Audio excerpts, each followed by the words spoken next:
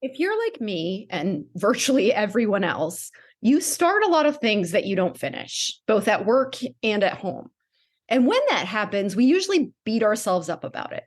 Self-doubt likely plagues us throughout the whole process, undermining our confidence in the first place and then reinforcing our inner critic when we perceive ourselves to have failed. So why does this happen? And what can we do about it? This week, I talked with Tim Vandehey, co-author of the new book, Swipe, The Science Behind Why We Don't Finish What We Start, about the natural human tendencies we all have to avoid discomfort and how our reflexive responses disrupt our efforts. He also shares what we can all do proactively and in the moment to set ourselves up for greater success in finishing what we start. Thank you so much, as always, for listening. Welcome to the Impostor Syndrome Files. My name is Kim Meninger, and as an executive coach and former high-tech leader, my personal mission is to help professionals overcome imposter syndrome so that you can advance your career with confidence. Each week, I interview a new guest who brings a powerful perspective to this conversation, including personal stories, best practices, and new insights. The more we talk about this issue, the more we destigmatize imposter syndrome, recognize that we're not alone, and empower ourselves to access the tools and resources that can help us and those around us. Thank you so much for listening and for sharing with others you think would benefit from this conversation.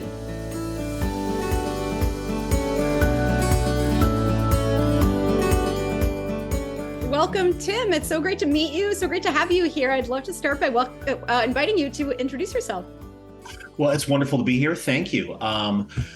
My name is Tim Vandehey. I am, among other things, my primary work is I'm a ghostwriter by profession. I have been writing books for other people since 2004, really, as a full-time thing. And I've been a freelance writer since 1995. And my current project, the one we're here to talk about mostly, is a new book coming out on the 21st of this month called Swipe. And the subtitle is The Science Behind Why We Don't Finish What We Start. Yeah. And so can you tell me a little bit more about what it means to be a ghostwriter for people who aren't familiar with that concept? Sure. Well, I mean, if you're, most of the time it means toiling in obscurity. The avatar for all of us in the profession right now is the guy, and I always forget his name, but he ghost wrote the Prince Harry memoir, Spare, that just came out a couple months ago. And that guy is pretty much the ghostwriting god right now. Because he's done like 4 books and they've all been gigantic bestsellers. He did Andre Agassi's book and so on. A ghostwriter is someone who, ghostwriting is not just limited to books. Ghostwriter is someone who writes anything where it's credited to someone else. Speeches are frequently ghostwritten. That's kind of an accepted thing, though, because it's kind of understood that most politicians and CEOs don't write their own speeches.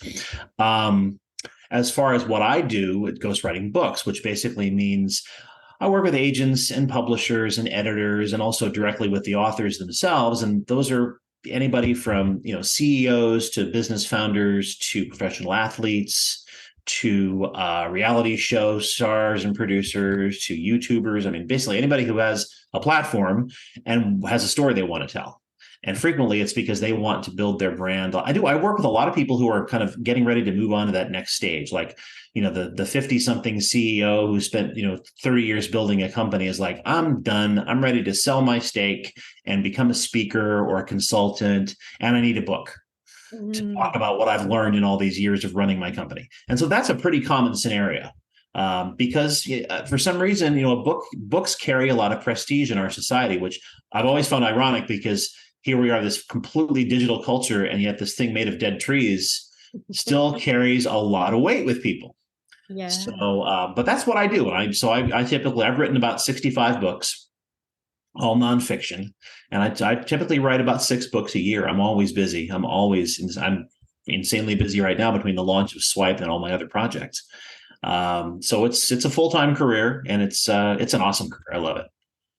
Well, I have a question for you. This is a little off topic, but on topic for what we're talking about, a little off topic for the podcast in some ways. But when I think about visibility, right, I think about a lot of people in the workplace are behind the scenes and there is somebody else who's getting the glory for all of the work, right? So you've got your salespeople who tend to get all of the glory for the deals that are closed, and that doesn't necessarily acknowledge all of the other efforts support staff and so on. Yeah. Yeah. So how does it feel to be a ghostwriter and have somebody else's book be really popular, but your name is not associated with it? Well, for one thing, sometimes my name is associated with it. Okay. So that's a negotiated thing. There are some instances where the author just says, no, I don't want your name in the book. You run into that fairly, probably half the time. There are some instances where I take my name off the book on purpose. I'm finishing a book right now for a very prominent Black female celebrity. And we spoke when we were working on the book. This was a year and a half, 2 years ago, maybe, working on the book. And I said, I don't think it was right at the height when, Black Lives Matter things were going on and like Black women's voices were becoming so incredibly relevant and powerful. And I just said, I don't think my name should be on your book, because I would have liked it to be. But I just said, given the climate right now and who you are, having a white guy perceived as helping you write your book or writing your book for you, is going to be the story. And people are going to be upset about it in some cases. And I said, that shouldn't be the story. Your book should be the story. So I just said, I'll take my name off your book. Just doing the right thing for the client. It's a profession that you can't love if getting the credit is what matters to you. Mm-hmm. So I call it I would say it's a very journalistic profession, because you have to be good at and enjoy telling other people's stories like a journalist. So I've run into a lot of writers I talk to, and this is a common question. It's like, could I do this? I say, yeah. You have to get over the whole byline thing though, because you're probably not, most of the time you're not going to get a byline. But I tell them, look, I said, you could, with writers I talk to who are part-time fiction writers, well, they hold down another job and what they want more than anything else is to write full-time. I said, well, then ghostwrite part of the time and use the money from ghostwriting, because it pays very well to subsidize your writing your spy fiction or your romance novels or whatever. But a lot of people just can't seem to get past that I want to be out front thing. It doesn't matter to me, never has. It's nice to have my name on a book that's successful. Not so nice to have my name on a book that bombs, which has happened. I've had a few books that were just absolutely tanked, which is really beyond my control. But yeah, it doesn't bother me. The only thing that matters in the world of what I do is really having my peers in the profession, in the publishing world, know that I wrote such and such book, and they usually do. If I tell them, they know. They have their ear to the ground. So editors, publishers, agents. As long as they are aware that my fingerprints are on this book, that's really all that matters. The general public, it doesn't really matter that much. Oh, that's so fascinating. I could just spend the whole time just asking you questions about your field, but I could spend the whole time talking about it. So. But I really want to talk about this new book, Swipe. So tell me more about, where did this come from? What's the problem that you're trying to solve? Well, so my co-author, Dr. Tracy Malett, who is an organizational psychologist, and I conceived this initially as a business book, because I'd ghosted 2 business books for him prior about employee engagement. That's his field of specialty, is employee engagement. He runs a very successful company in Utah that works with companies to help them get their employees to engage. And we were going to write a third book in sort of our business version of Lord of the Rings, I suppose, about the other side, which is how do you get employees to choose to engage? And we came up with this idea of swiping based on engagement with digital, but this is backed up by research, that engagement with digital devices and how easy it is for us to, if we're uncomfortable or embarrassed or frustrated or bored with a situation, just change our reality digitally with the swipe of a finger or the tip, the tapping of an app icon, right? We can change our reality like that without even thinking about it. Mm-hmm. And that started to bleed over into our physical reality, where unconsciously we've been programmed to think, not really to think, programmed to respond to discomfort by saying, I'm just going to hit the eject button and go to something else. And we initially applied that to employee engagement, or employees choosing not to engage, to disengage, kind of what's now called quiet quitting, where people don't leave. They don't leave, but they basically quit without telling anybody. And so we had that all set up, and that was the beginning of COVID in 2020. And then during that long COVID summer, I was sitting in my backyard working, and and started to think about this concept. And I just thought, wait a minute, this is a book about not finishing what you start. This is a book about quitting things that matter to you for one reason or another. I said, this is a book about everybody, not just business. And so Tracy and I talked, and we agreed. It's like, this is a general. I mean, I don't want to just reduce it to a pop psychology book. That's kind of what it is. It's a book about anybody who's ever had something they really wanted to achieve. Usually they've tried multiple times and they can't seem to get to the finish line for one reason or another. It's incredibly frustrating. It fills people with regret and self-doubt. Given the theme of your show, it definitely contributes to imposter syndrome. And that whole mechanism of hitting the panic button because something becomes too difficult, or you're disillusioned, or you're frustrated, or you're embarrassed because you told friends you were going to be doing this thing and all of a sudden you're screwing it up, or you feel like you're screwing it up, is what we call the swipe. Swiping is the act of saying, I'm done. I'm out. What I compare it to in my world is you start to write that first novel and you're all full of energy. So we actually call it page one energy. You're all fired up. You've got all these ideas, and you get to page 50 or so, and the energy sort of goes, just sort of peters out, and you sit there in front of your computer not knowing what to do. And most of the time you just say, the heck with it. It was a dumb idea to begin with. You start that self-talk, that self-doubting self-talk. Yeah, it was a dumb idea to begin with. Why? I'm not a writer. Why did I think I could do this? And you just either stick the file somewhere or you delete it and you walk away, and only later do you regret it. So that's the general dynamic that we're talking about with the book. And it applies to jobs, and it also applies to relationships, applies to the relationship between spouses and partners. It applies to relationships between parents and kids. Anytime you are confronted by discomfort, and we are programmed biologically as well as by technology to want to run away from that discomfort and towards something that we think is going to be easier. And temporarily it gives us relief because I'm not facing that hard conversation with my son about drugs again, or I'm not dealing with the embarrassment of not being able to complete the 10K complete the training for the 10K I wanted to run. That's the short-term relief. But long-term, it's usually regret. I really wish I'd stuck with that. And that's why people go back to these same things over and over again, because they feel regret. They try again. Nothing has really changed. So they fail again. They swipe again. And that's where the long-term frustration, harm to self-esteem and things like that comes in. So this is just so interesting because I certainly have fallen into this trap myself, and I know many other people have as well. Yep. Yeah. And it's interesting to hear you tie that to different root causes, right? Like the biological drive to remove ourselves from a difficult situation, just the discomfort, easing the discomfort. Are there other things that make us more likely to walk away from something than...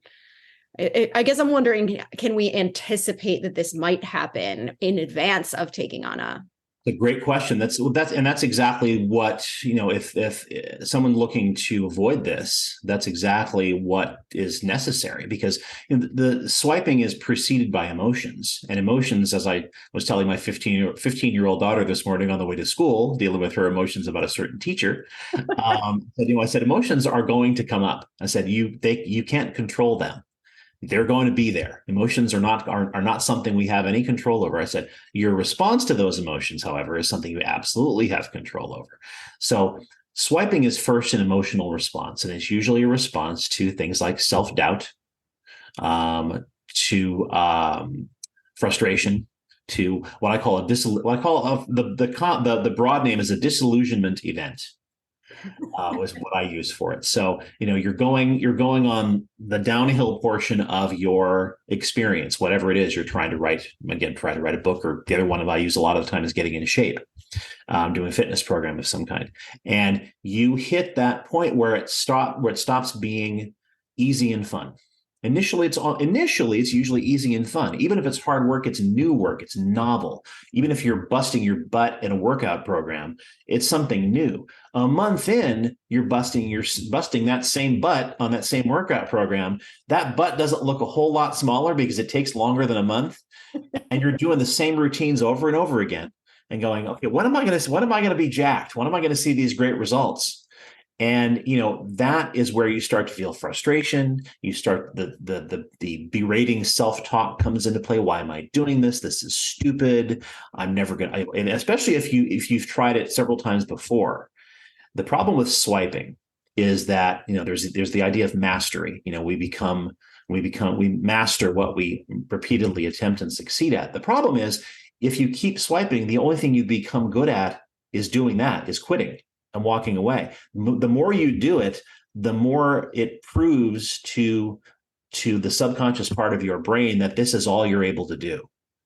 I'm never, I always tell my kids, like, your brain here's your self-talk. It doesn't know whether it's real or not, so it treats it as evidence that you are this. So the more you swipe, the more frequently. So you try 5 times to write that first book and you fail 5 times.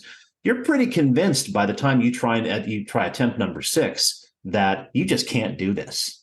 You're compelled to try again because of regret, but deep down you're like, maybe I just can't do this. And part of that is because you don't understand the triggers and you don't understand what to do when they come up. So the two biggest issues that people need to be aware of when it comes to this, because it's an unconscious process, but the emotions are very much there. You can feel the emotions coming up. The trick is to detect them and say, okay, I'm feeling this now. I felt it the last 3 times I tried this. What do I do? But the key to that is really 2 things: understanding your motivation and your expectations. So, now, motivation. Why are you doing this? What's your reason for attempting this goal, whatever it is? Could be learning piano or anything. It's basically anything that requires long-term discipline and persistence is really what we're talking about. So what's your motivation? Are you doing it because this is a fire in your belly? This is something you really want? Or is it because of FOMO? Is it because of pressure from friends or family? Is it because you feel envious that oh my God, I've got 3 friends who are published authors. Oh my God, I need to be a published author too. So what's your reason? If the reason isn't personal, if it's not here, then when you run into those bumps, those roadblocks, you're probably going to fall short because you don't care enough. You might feel like you do, but you really don't care. If the motivation isn't intrinsic, if it's extrinsic, it's not going to last. The other big one, and I think this is bigger, is expectations. Are your expectations congruent with reality and what you're trying to do? Right? Really in 2 areas. Number 1, what are your expectations for what the experience is going to be like? And what are your expectations for the results? And I go back to the fitness example with this one. So, you're in, so-so shape and you want to get in great shape. I mean, you have a high school reunion coming up in 9 months or something, and you want to embarrass everybody else by how great you look or whatever. And, so you embark on this fitness. Maybe you're doing P90X or who knows what, or working with a personal trainer, doesn't matter. What are your expectations for what that's going to be like? Do you think it's going to be, hey, I've watched lots of fitness videos and they look like they're having a great time? That's probably not what you're going to be on the floor a lot in a puddle of sweat, gasping for air. Let's be honest. You are. And you're going to be sore. And so that's normal and that's expected. But if you expect that it's going to be a cakewalk because you haven't done your research, you're going to be disillusioned right away. Same thing with expectations of results. Are you expecting that you're going to be jacked? Are you expecting to look like The Rock in a month? No, that's not going to happen. So if you look in the mirror after a month and go, I've been busting my tail and I look a little bit better, but where's my 6-pack? They promised me a 6-pack. Then, you're going to have those same voices saying, this is stupid. I'm wasting my time. This will never work, blah, blah, blah. All those voices that we hear that we hit ourselves with. And odds are very good that you're going to swipe, you're going to quit and walk away. So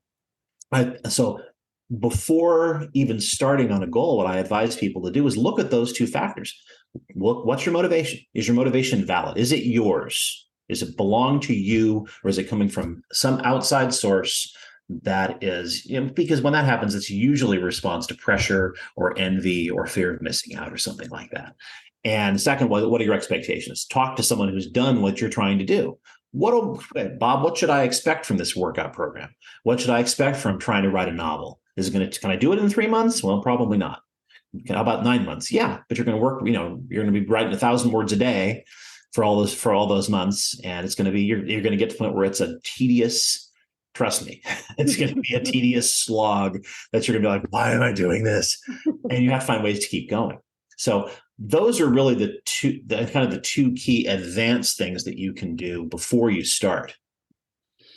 That is so powerful because, and just thinking about what you talked about for motivations, I think so many of us are disconnected from our true intrinsic motivations because we're so busy. We're not necessarily taking time for self-reflection, and we are succumbing to pressures around us because we've got so many different external forces in our environment telling us what we should be doing. And like you said, the FOMO and the comparisons, and we think, oh, for example, I am a business owner, have been for over 10 years. And there's been a voice in my head. I should be writing a book. Everyone else is writing a book, right? Even though I don't have that drive for myself. And so, it's just easy to get swept up in somebody else's motivation. And then you couple that with the expectations, and most people aren't proactively revealing the messiness behind the scenes. We're just seeing the finished product and we're thinking, well, that was easy. That looked so easy. Or those, like you talked about the fitness, right? The sort of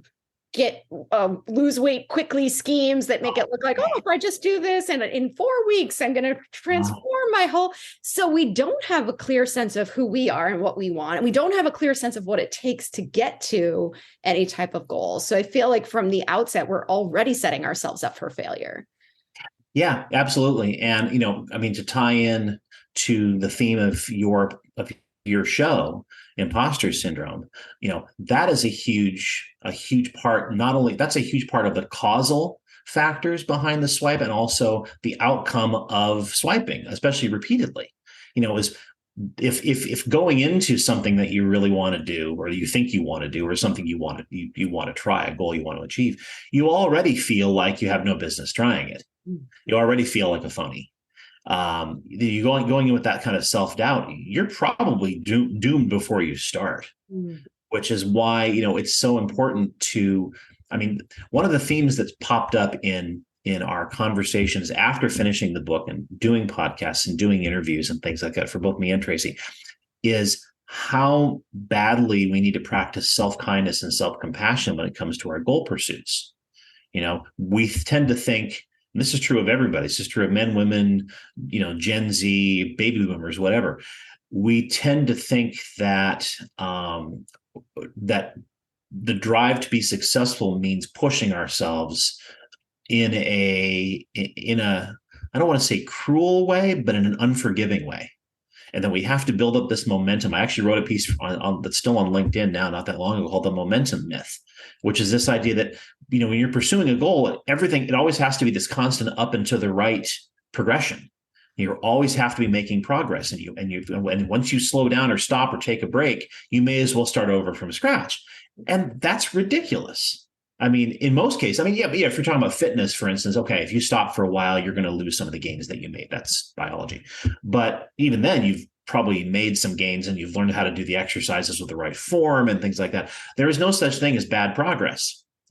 We are very hard on ourselves and we're very unforgiving. And I don't think what you were talking about, the self-doubt and everything that comes into play in career, particularly, some of that I think comes from lack of us not respecting what we want. Just treating our goals and desires as, well, that's not that important. Well, why not? Of course it is. There's also, I think, that's where I think imposter syndrome comes into play before the swipe happens. I think it's a contributor.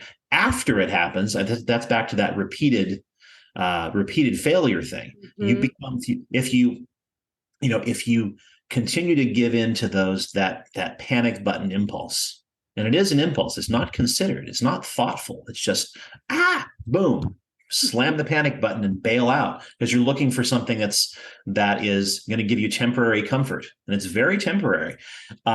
You start to feel like you can never achieve anything.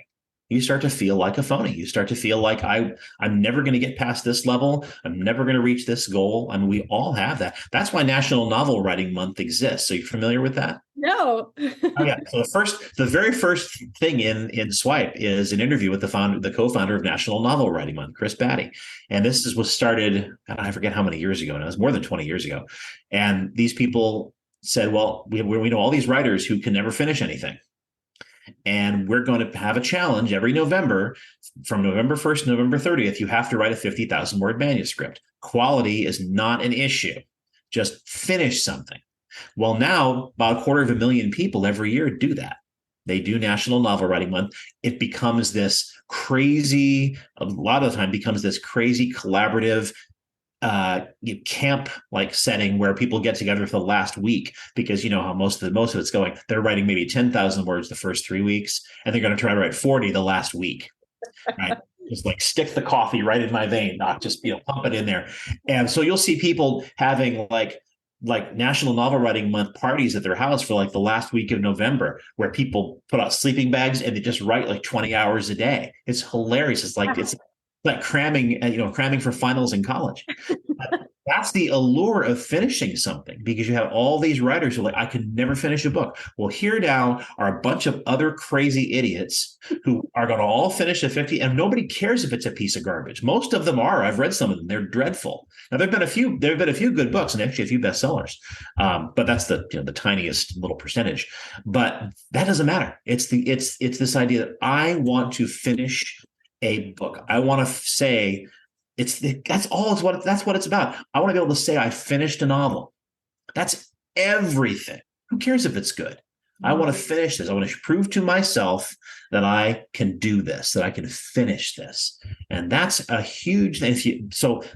That's the antidote for imposter syndrome in that case is I'm not an imposter. I'm a novelist. Now my novel sucks, but that doesn't matter. I finished one, and I've been around at the end of those things, at the end of that month, and people who finished, they couldn't care less what it reads like. They got it done, and that's huge. So it's an incredibly important psychological drive and a psychological need to be able to, especially if you've tried over and over again, to be able to say, I got there. I got to the finish line finally.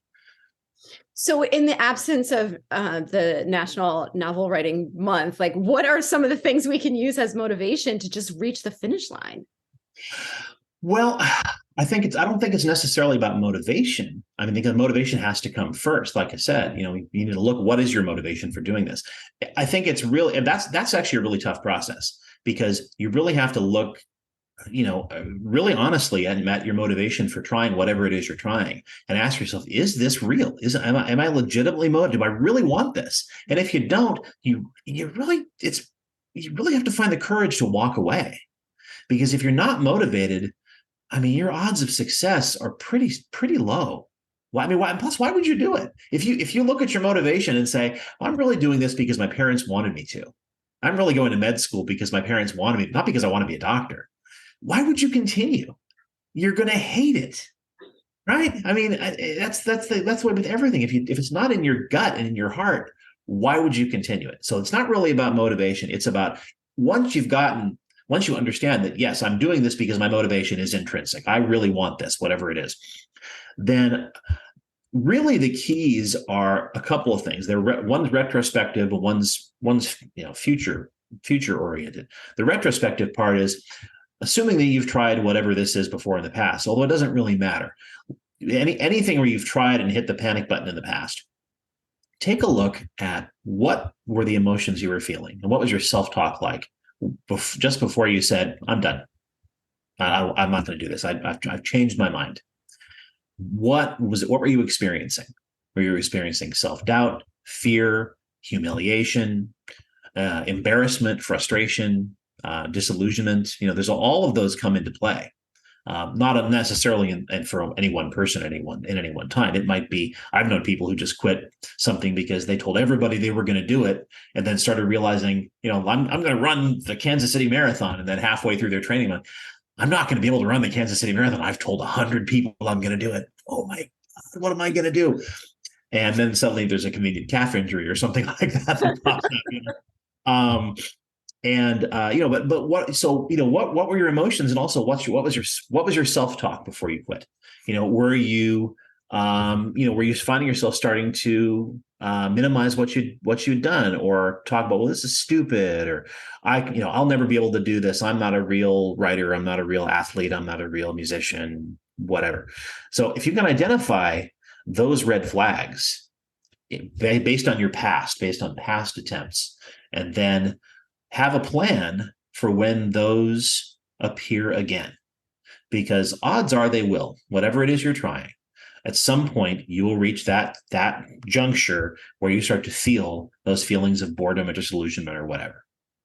Now, if your motivation isn't good, I can't help you. At those points, if your motivation isn't valid, you're gonna quit 99% of the time. But if your motivation is valid, then what are you going to do when you see those red flags? One of the most common things I recommend, and I really believe in this, is have a coach or mentor that you can talk to. I mean, it's almost like having a sponsor. If you're dealing with addiction or something, it's like when you feel weak, when you feel like there's something you can't push through, or you just feel like I'm going to give up.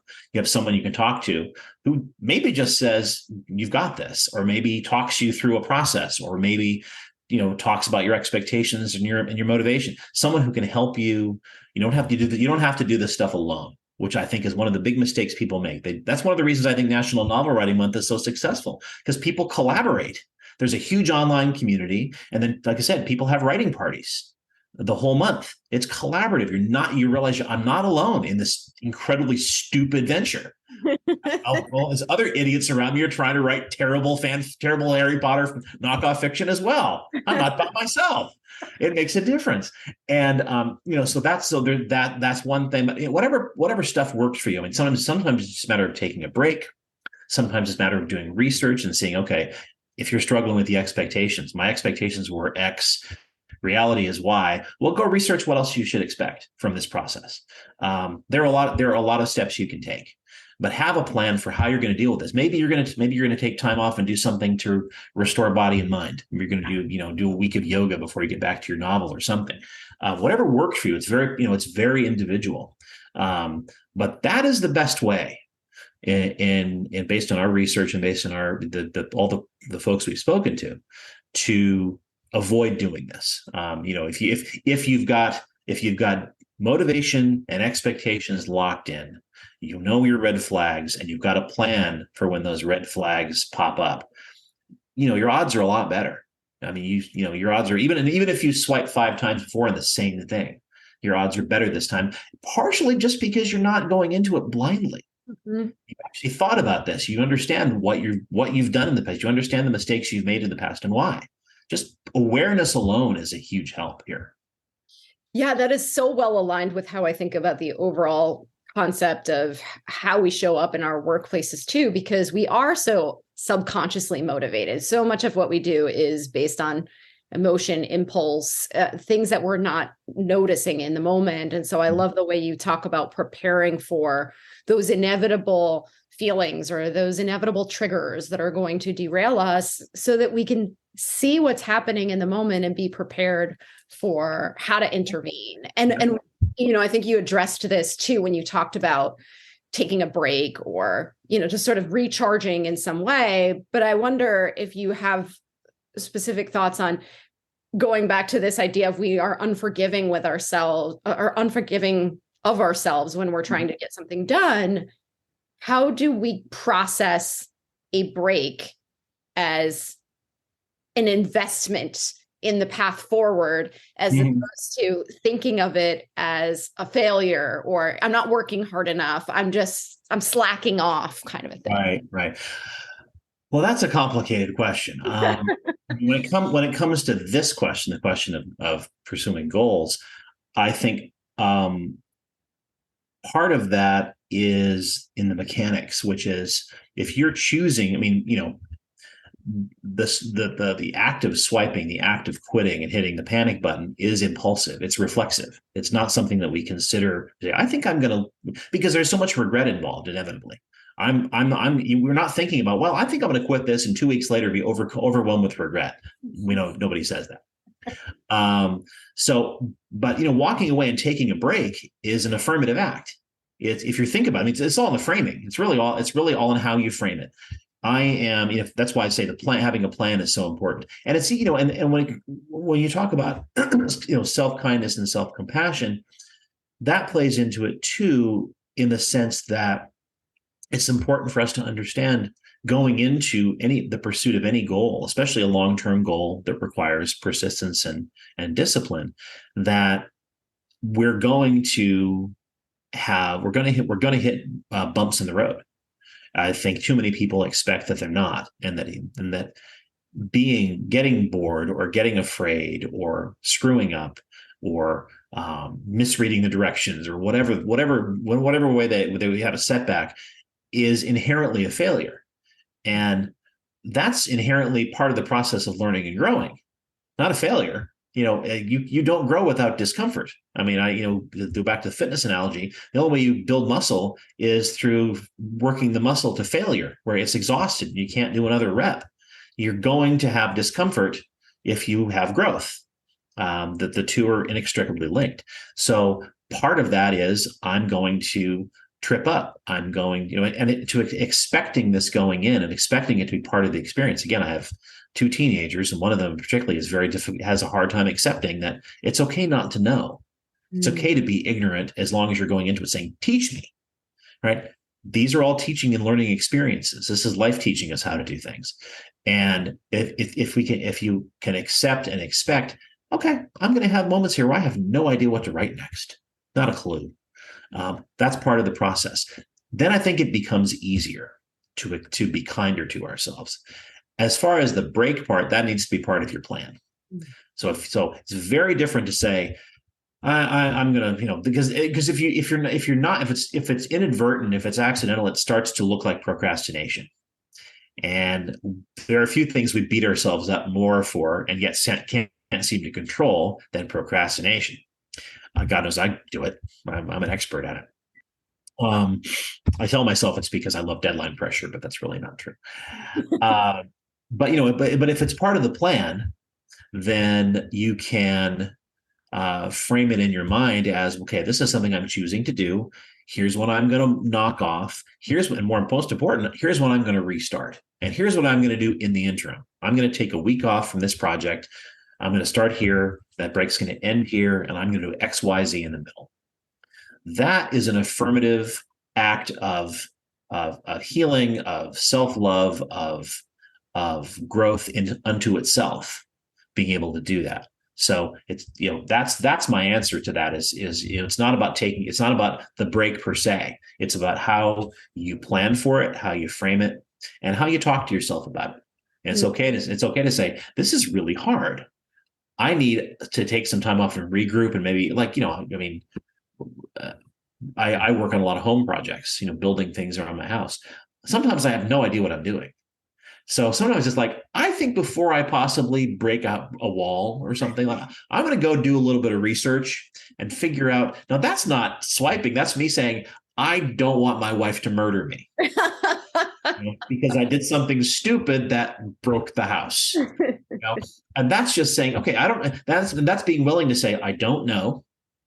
I don't want to make any more mistakes than I've already made. So I'm going to stop. I'm going to go learn. And then I'm going to come back. And that's an affirmative thing. And that points out a very important distinction, I think, that I need to make here. We get this question a lot. And since your audience, most of your audience are women, I think it's especially relevant, which is it ever appropriate to swipe? And we say, yes, when you're in a toxic situation, you want to get out of that toxic situation as quickly as you can. Now, whether that's a toxic relationship or a toxic work situation, hitting the panic button and running for the exits is absolutely appropriate. But we don't really call that a swipe. The difference, we call walking away from something that's not good for you tapping out. We talk about tapping out in the book. And it's very important to draw the distinction between those two things. Swiping is a reflex. It usually involves something that, if you finished it, would be beneficial for you. It involves something that is a positive goal. I want to learn to play the saxophone. I want to save for retirement. I want to engage with my spouse, whatever it happens to be. And you are reaching a moment of discomfort and reflexively choosing to bail on that goal, whatever it is. And inevitably, later on, that's followed by regret. I have talked to so many writers over the years who said, I wish I could have stuck with my novel past that moment where I quit, because if I had, I'd have 3 novels done right now. So it's that regret is almost always the end point of swiping. Tapping out is a conscious decision. It's an affirmative decision that is to your benefit, to leave a situation that is not right for you. The example I like to use is from the gymnast Simone Biles.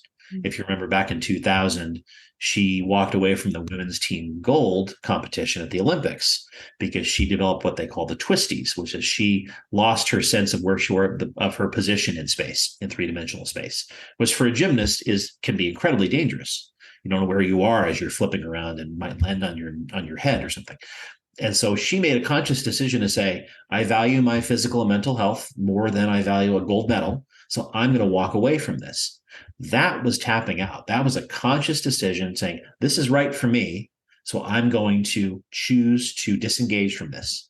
And the aftermath of tapping out is almost never regret. It's usually feeling really good about your decision because you did something that was right for you, even though other people might be really angry that you did. So it's important to draw that distinction, I think, between those two impulses, because we get that question a lot and they're very, very different. I'm really glad you made that distinction because that was going to be my next question. And so that was perfect timing. And I'm just, as you're talking about this, and as you were talking about too, the difference between, taking a break as part of the plan and procrastination, the word that just keeps jumping into my head is intentionality, right? Like the consciousness and the choice that you're making around these decisions. So I think that's a really great way to frame it for those of us who may be overly perfectionistic or unforgiving of ourselves, right? Well, I tell my kids, my daughters, this all the time. I said, be easy, go easy on yourself. I write, as I said, I write 6-7 books a year, plus book proposals and all kinds of other things. And there are days when I just don't have it.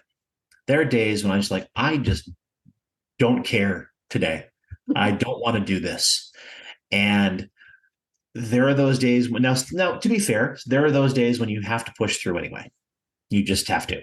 You have to suck it up and get it done, whatever it happens to be.